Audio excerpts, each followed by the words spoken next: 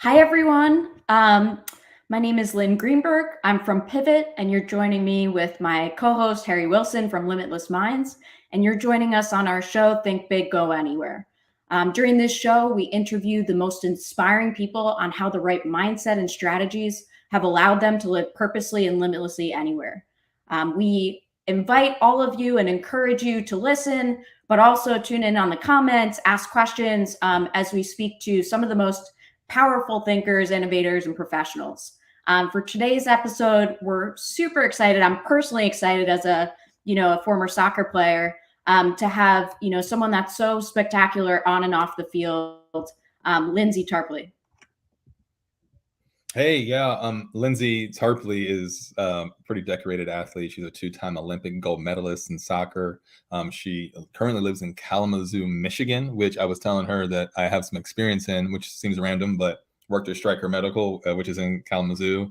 When I say she's decorated, she's an athlete who's had 125 international appearances for the U.S. women's national soccer team. She's had a ton of success at every level playing. Lindsay was part of the inaugural under 19 World Cup, where she captained the team and scored the game-winning goal in double overtime to capture their first ever title. She went on to attend the powerhouse University of North Carolina in Chapel Hill and had the opportunity to play for legendary coach Anson Durrance. Under Anson's guidance, she won the 2003 NCAA National Championship. She was then voted 2003 National Player of the Year. So we're talking about decorated athlete here, right? UNC retired her jersey, which was number 25, after her graduation, and then she was voted the ESPN Rise Player of the Decade in the 2000s for her extraordinary success through high school, college, and youth national teams. So super excited to have her on. And in 2004, Lindsay won her first Olympic gold medal and scored one of the most important goals of her career, tallying the first goal of the Olympic final. She won her second medal at the Beijing Olympics in 2008, and she continued to play for the women's national team until 2011, when she suffered, unfortunately, a career-ending knee injury during a send-off match against Japan. So when we talk about somebody who knows about adversity tolerance and resilience, mindset in both the face of success and adversity, I think that Lindsay's probably a pretty damn good person to ask some questions about. Also, just about all the moves in her career that she's probably had to make, mobility and mindset combined. So we think about think big and go anywhere. Lindsay's a pretty good person to spend some time with. So we're excited to welcome Lindsay to the show. Pop on here. Hi, thank you for having me and for the nice intro. Appreciate it. It's a mouthful, Lindsay. Gosh, there's so many accolades, man. Hey, I thought you were going to take some cliff notes, but you dove right into it. I can't leave anything out. You know what I mean? If I had more, I would have said it. You know what I mean? So yeah, you can't. Yeah. You really can't leave anything out. All of those are super important and one after the next. So well, thanks. Yeah. It was a nice way to enter the podcast. No, we're so excited to have you, Lindsay. Thank you again. I think it would make sense to start. How did you get into soccer? When did you start? It was through your brother, right? Yeah. So I had an older brother, and my dad was coaching him. And as a kid, I had a lot of energy. So my mom would just kind of say, go with your brother, go with your dad, go to soccer practice. And I started tagging along and realized that I really loved the game. And my parents were happy because I would come home tired from running laps and just being, a ball full of energy.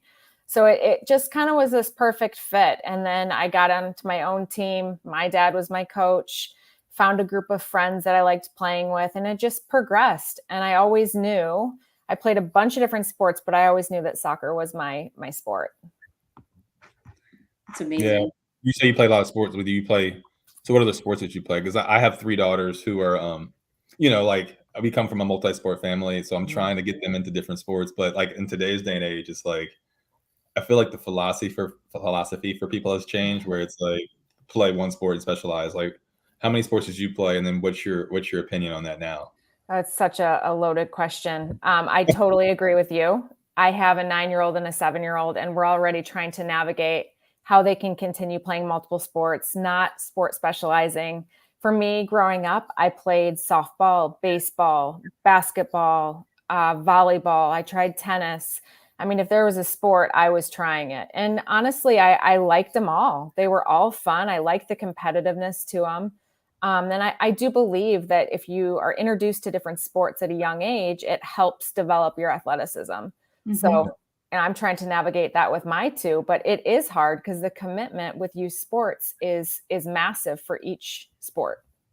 Yeah. Like every year you get older, you feel like, you don't want to, as a parent, you're trying to avoid, you feel like you're going to put your kid in a position of like not being competitive because they're not getting that extra time, right.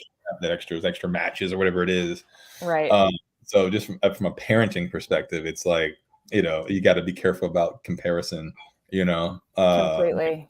We're doing, and it's hard because you get into it and then you hear, well, my son's going to go do this, or my daughter's going to do this extra. And it's like, well, when are they a kid? Like, when do they just go have time to play and ride bikes and all of those things? And again, it's a tough balance. But yes, I am a big believer in multiple sports. And I know for me personally, I was a better soccer player. I played basketball all 4 years in high school, and it just helped me in different ways on the soccer field. So, there's always parallels.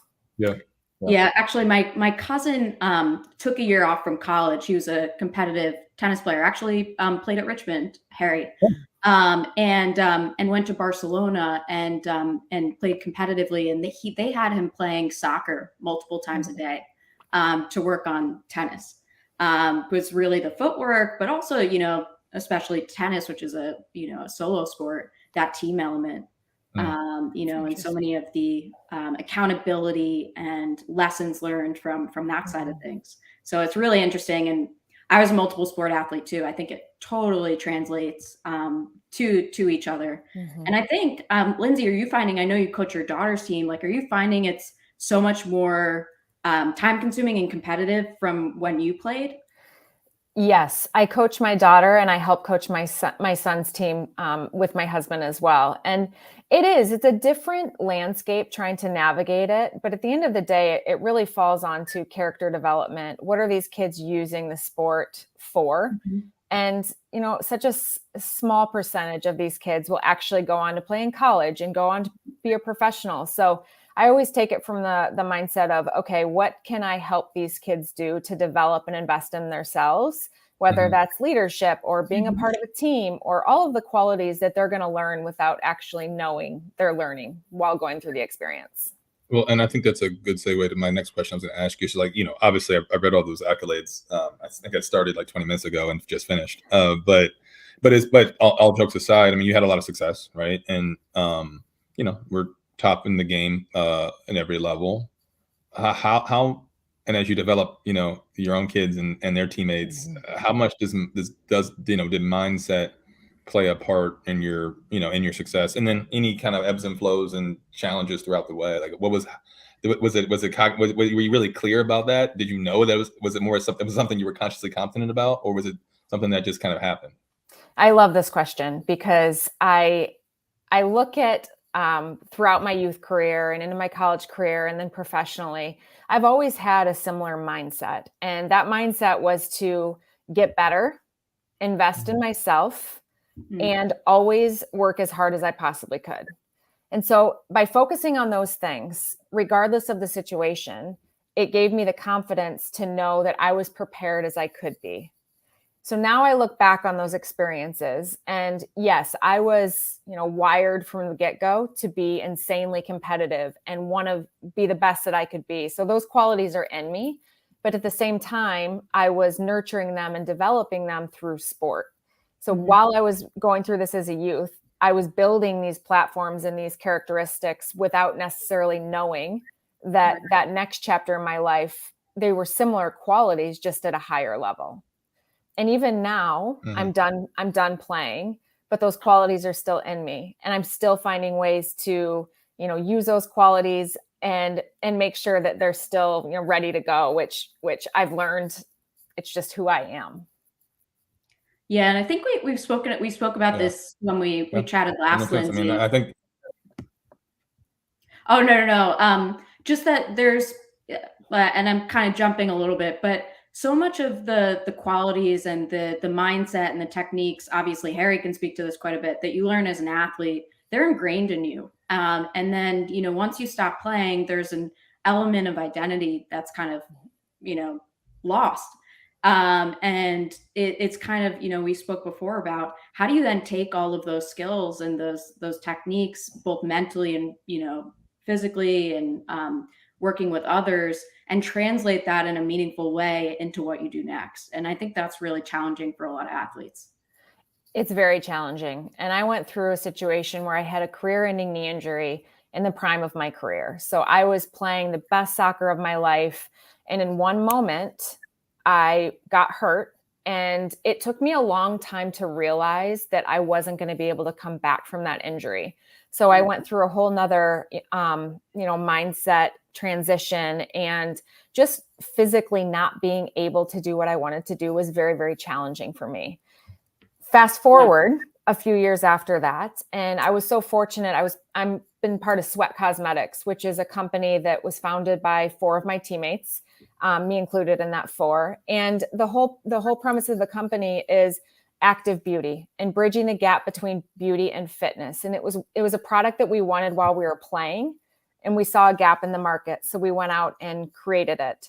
And what I love about this experience is I'm able to use these qualities that I learned in athletics, but now being an entrepreneur and now being part of this founding team of 4 to bring that reality to life.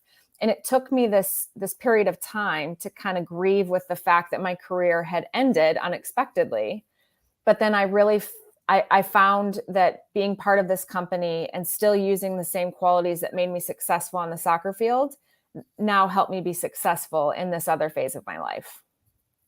Wow. Did you or your teammates ever have a coach, like a mindset coach, sports psychologist or otherwise, peak performance coach, for Team USA or for any of your professional teams or college teams? Not enough. We had it sometimes, but looking back on what we know now, and I look back on my career, and I really would have benefited from having a coach just helping you with the highs and the lows and making sure that you're keeping that stable line and all of those things that there's more of a focus on it in today's world. But when I was playing, it was mentioned, it just wasn't as big of a focus as it is now. Mm-hmm. Mm-hmm. You mentioned a little bit about your career-ending knee injury. I think, when we last spoke, you talked about really the challenges that came with that, and really it took you a long time to come to terms with it. And how did you kind of use mindset at that point? And also, what were your, internal thoughts, and how did you kind of come to grips to what you're doing after that point? Because obviously soccer has been a massive part of your life up until that point where it can, quickly take a back seat. Yes. And again, I kind of touched on this, but when I had this injury, since it was so unexpected, it did take me a long time to mentally come to terms that the fact that I wasn't going to be able to recover from this injury. So after the injury, I had a surgery done, rehabbed. I had to have another one. And over the course of that time, I've now had 9 knee surgeries. But what I didn't realize while I was going through it is that my career was over. And I kept pushing harder and I kept trying harder. And then physically, I was getting worse. And then mentally, I wasn't in a good spot. So it's really been this mindset shift for me. And number one, knowing that it's okay to ask for help and that you can't always get through everything on your own. And number 2, that there's a next chapter. And for me personally, I've had a wonderful next chapter, but I did have to go through that grieving process of realizing that my career ended without me planning on it. And then then I had to jump into this next area, which honestly, I had spent so much of my life trying to be the best soccer player that I could be. And every decision, every angle was on how I could be the best. Mm-hmm. So now I've learned, and now looking back, I can see it clearly, that these qualities that made me successful as I was playing now are helping me in the business world and helping me be a public speaker and be an entrepreneur and all of these other things. But I did go through this dark period after I got hurt, and I had to get through it. And I was able to get through it with support in areas that now are really spoken more freely about. Yeah. Well, you mentioned, support and grieving, like, whether it be a loss, of a loved one or a broken heart or whatever it might be. It's a lot of times like you need an accountability partner, like a little buddy system, right? And what's cool, what's interesting about you too, I find, is that your spouse is also like a former great athlete, right? And knows a little bit about the game of soccer, BJ Snow. Hey, I didn't know we were bringing him up today. I'm bringing him up. He's not here to defend himself, so this is a great time to but perfect. The reason I was asking about him is more so about, because there's folks that are listening to this and that will listen to this that obviously have a spouse or a partner at home, and it's hard, if you're not kind of equally yoked in some of these areas, where you're kind of aligned, it makes it even harder, right? And so whether it be a spouse or a best friend or a coworker, it's important to have. You can't go out this thing alone. And I say this thing, I'm talking about life, right? It's hard that you can't go out it alone. So when you have these moments, these big transition moments, whether it be a big move, a change in job, a career ending abruptly, you can't lean on these people, right? It's really critical. So how did he show up, especially knowing the game of soccer and like being an athlete? How did he show up in this transition, in this kind of grieving process relative to transitioning into, kind of the next stage, the next chapter? I love how you phrase that with, you can't go at these things alone, because it's so true. You need your people, and whoever your people are, the people who you can turn to when times get tough. And for me, my husband, I'm so fortunate to have him in my life. He makes me a better person, but he also has challenged me in different ways after my soccer career. So we have a wonderful family. I have 2 children. I'm very present with them, but he's allowed me to see the bigger perspective. And, when it was really, really difficult for me, he never left my side. So that type of support and help along the way is critical to be able to overcome those challenges that life throws at you. And you talked a little bit about, how that's translated after soccer. So you mentioned public speaking. So what are your, tell us a little bit about that and, what you speak about and how that's been. Yeah. So I'm very passionate about public speaking and really sharing my story. I feel like I've learned so much through the sport of soccer, but now my perspective is different after going through so much adversity. I'm in a wonderful spot now, thanks to, my husband, my support system, but it's taken me a long time to get here. So I like to share that things may look perfect, but then you have to peel the layers back and realize someone's story or the journey that they've been on. And now I'm passionate about sharing my story. And now I can see it more clearly that, life throws you these curveballs and you have to be able to react. And how you react really sets the tone for what you'll have in the future. Absolutely. And do you speak to organizations and companies or all the above? All of the above. I'm passionate about working with kids. I speak to companies, corporations, all of those things. So I have several messages, but the main message for me is just sharing the journey that I've been on and how powerful things can be, that the qualities that you learn through sport then help you succeed in other stages of life. Absolutely. No, it's so important. And you're also launching a soccer academy this summer, right? Yes, my husband, BJ Snow, and myself are launching its World Championship Soccer Academy, and it's in Southwest Michigan. And our whole goal with this academy is to share our knowledge and the platform that we were given through soccer, but also teach leadership, empower these kids, help them learn to set goals, work hard, and what it ultimately is going to take to help them accomplish whatever dream or goal they have in their life. So we're very excited about that. That will launch in July of this year. And we've already had a great turnout and looking forward to making an impact in Southwest Michigan. That's fantastic. And I want to talk a little bit about Ant's endurance and some of your coaches. So as I mentioned to you, I went to UNC soccer camp, for a few summers, and I remember Anson being there and reading his book, and he was, a pretty spectacular motivational speaker, and I'm sure had a lot of lessons learned that he had an influence probably in you and your teammates' lives, but I'm sure other coaches have as well.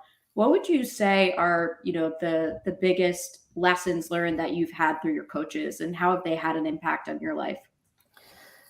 That's an outstanding question. Loaded. Yes, it sure is. I look back on my time playing for Ants Endurance, and some of the best 4 years of my life in that chapter. But now I look at that and how it impacted me without realizing what it was doing for me in my life now, and currently how I still hear things that Anson says, or I still think about the training session and how I'm using it, not with soccer, obviously, but just in different areas. And I believe that good leaders leave those imprints on you, and the impact that they have will help shape you as you continue to move forward.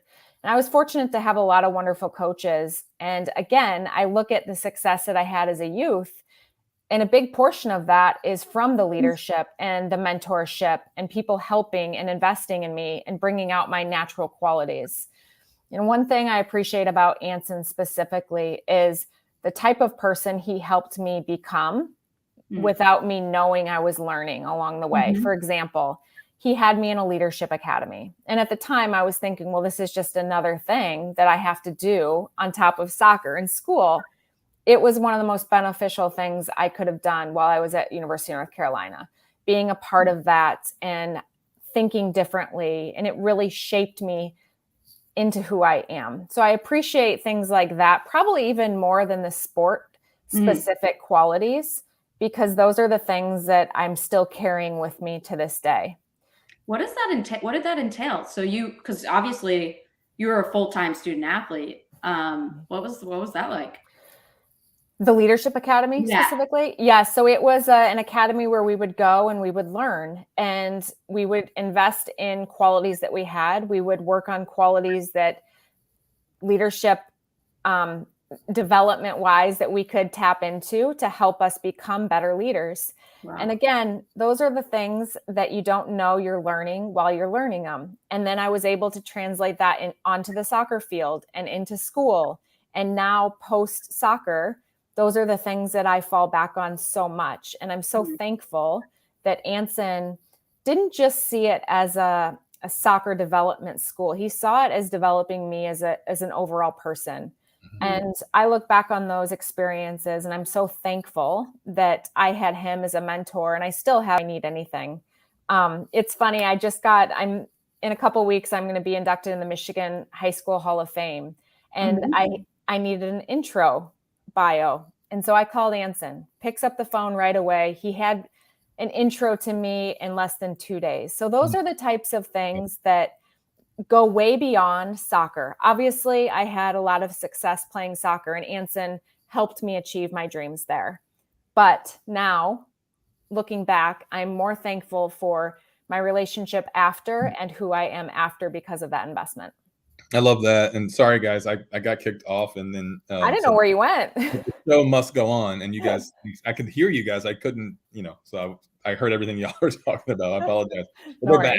No worries. I love that because, I think as athletes, we oftentimes, you kind of realize the value of the experience, sometime afterwards, right? And, and you feel like the more seasoned person telling some younger person, oh, you're going to want these years back and all these things. But it's true. And, I have a younger sister who's just finishing at Stanford, and she played basketball there, and she won a national championship. She was a defensive player of the year at some point. She was, she had a ton of injuries, which was a challenge. That's how she played so long. She played for 6 years plus COVID.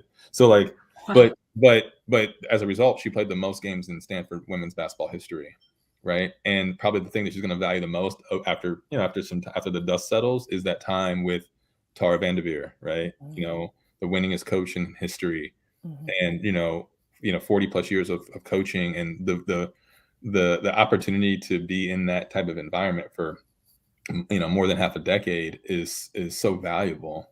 And it's going to last. It's gonna endure throughout, the next 6 years, and the next 6 years of her life, because college athletics is such a small window of our time, and it seems like it's everything right before you go.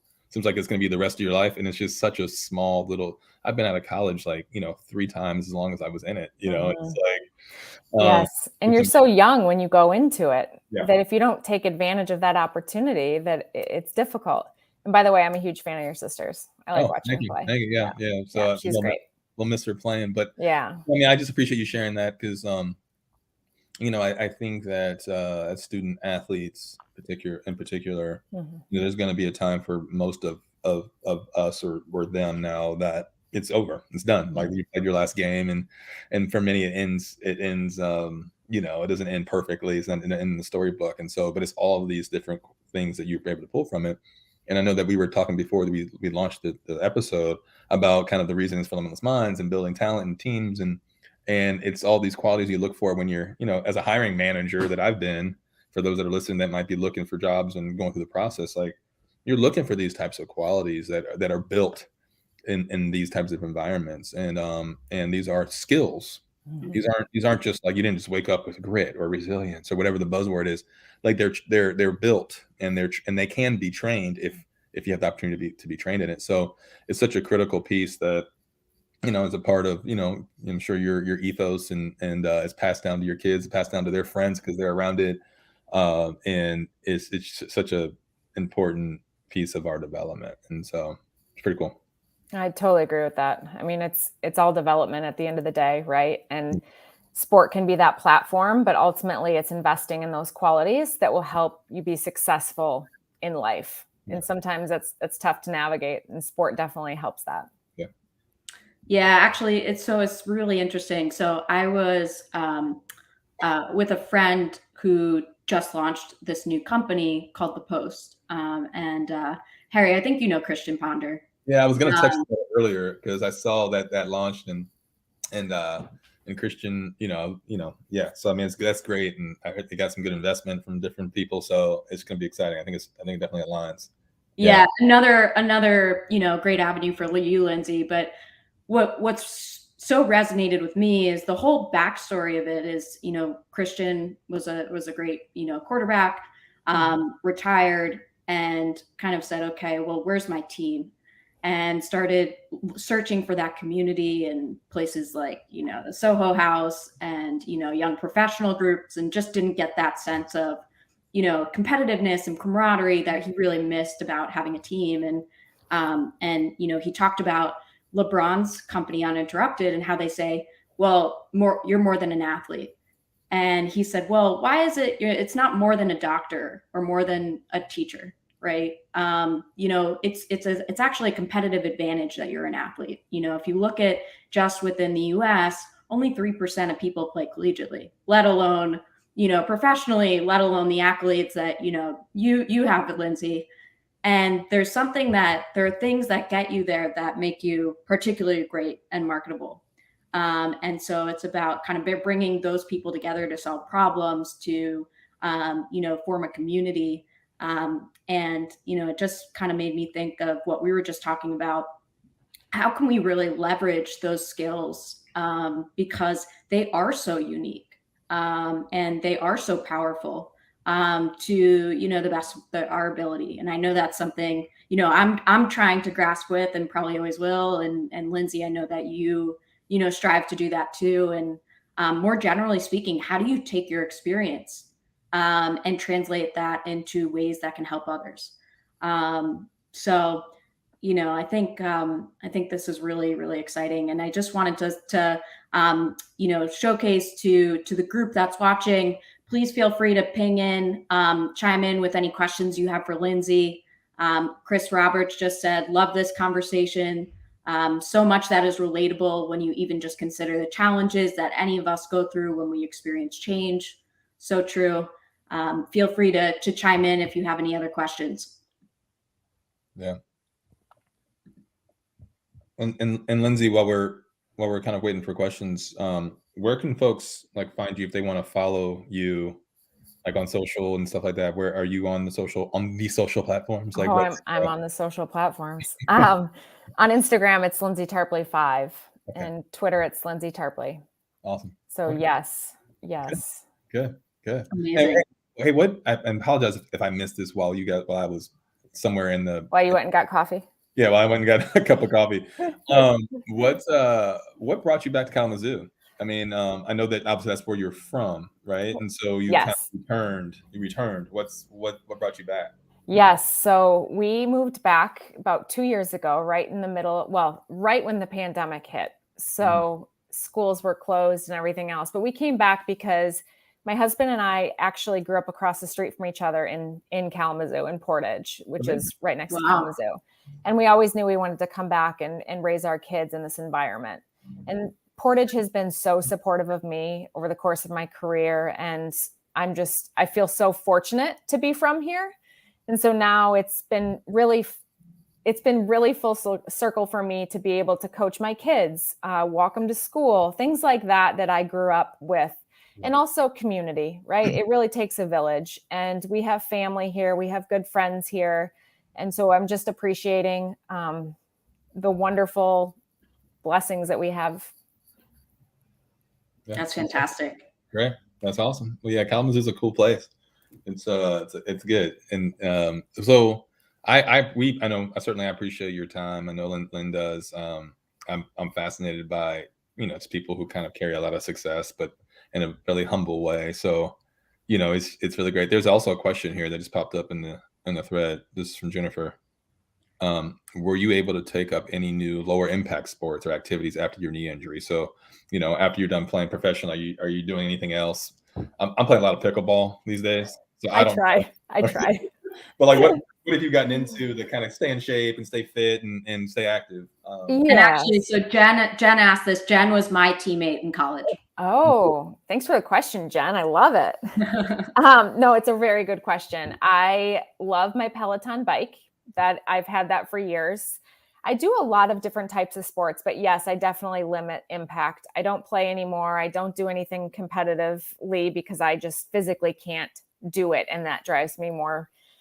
It's so frustrating when I can't win because of my knee. So anyways, I stick with more yoga, bar classes and things like that. But it's been a mental shift because I miss that, pushing myself to the max. And, I did that for so many years that it's taken me a while to now embrace a different type of workout. But honestly, it's probably, mentally better for me as well as physically. Yeah. And we just actually got a question on Facebook as well. What was it like being in the Olympic Village and kind of getting that gold medal? It was a surreal moment. I worked so hard for that opportunity, and I thoroughly enjoyed being in the Olympic Village. But what's kind of interesting about the whole process of the Olympics is you build up to the Olympics and you have your event, however long it lasts. Maybe it's one thing. And for soccer, it's usually 6 games, but then it ends. And to win a gold medal, it was a dream come true. But then I flew back to the University of North Carolina and played in my college season. So it's just amazing how life, throws these mountains and valleys in your life, and you have to navigate the way. But yes, it was an amazing experience. I'm so thankful for those opportunities. And again, dream come true, both of them. What a cool way to see the world, with your teammates. And speaking of which, like, do you keep in touch with many of your teammates or? I do. Leslie Osborne is one of my best friends, and we're part of Sweat Cosmetics together. So it's fun to look back now as I'm older and see all of these relationships and how people keep in touch, and then how you're innovating new things to do and how to connect and all of those things. So yes, it's really neat. We got one more from Danny, who said, what's the best victory or win as part of the national team that stands out to you?